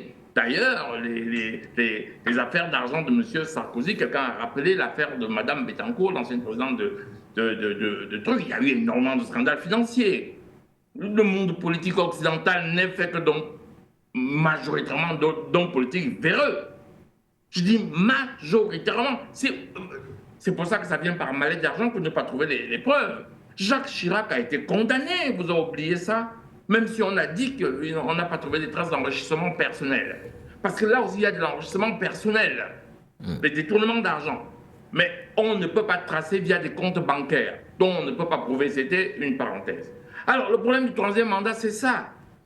Que normalement, à partir du moment où vous avez dit que le peuple est souverain, ça veut dire que le peuple choisit comme il veut. Pourquoi limiter encore celui qui peut se présenter? Oui, justement, pourquoi limiter, Henri? Ailleurs, on a levé le verrou. Autour de l'âge, autour de la limitation de mandat, mais cette disposition reste en vigueur dans d'autres pays. Je suis tout à fait d'accord. Vous avez dit ailleurs, parce que nous avons des passés différents. Vous ne pouvez pas aller prendre la constitution gabonaise et la calquer à la constitution américaine. La constitution américaine avait d'autres buts. D'abord, vous voulez qu'on parle? La constitution américaine, le système américain, avait pour but de garder les non-blancs loin du pouvoir. C'est d'ailleurs pour ça qu'il y a un vote qui est un suffrage universel indirect. Expliquez-moi pourquoi en France, chaque voix vaut, les voix s'équivalent, sauf aux États-Unis. Expliquez-moi pourquoi. Parce que vous savez très bien que si aux États-Unis, vous mettez un vote où les voix s'équivalent, pour vous retrouver à la tête des États-Unis, un pays qui est à la base hétérogène, qui n'est pas un pays, en fait, c'est des gens qui l'ont envahi, avec, ou à la tête des États-Unis, quelqu'un que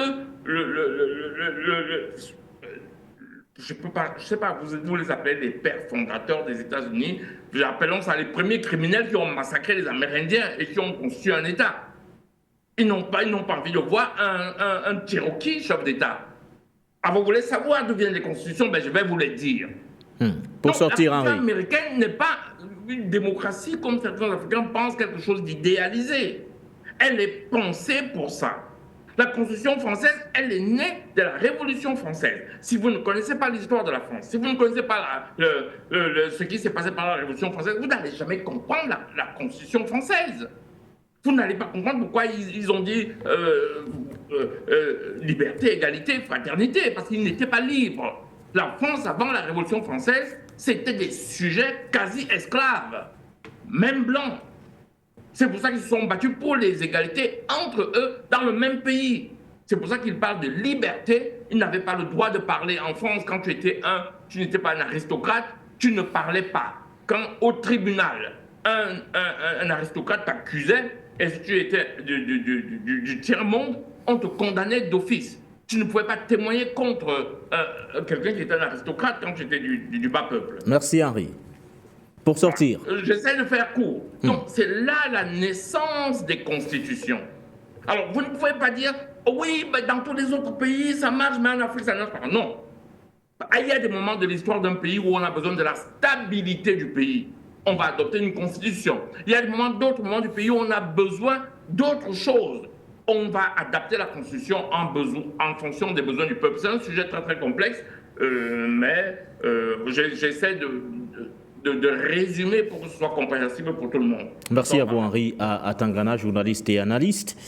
Tout comme vous, André Christelle Fanga, journaliste et analyste également, les invités de cette émission du Point sur l'actualité, édition du 21 janvier 2025. Merci à nos nombreux téléspectateurs, téléauditeurs, à la grande équipe de la réalisation. Nous vous disons également merci. Voilà, c'était donc tout pour cette émission. Portez-vous bien.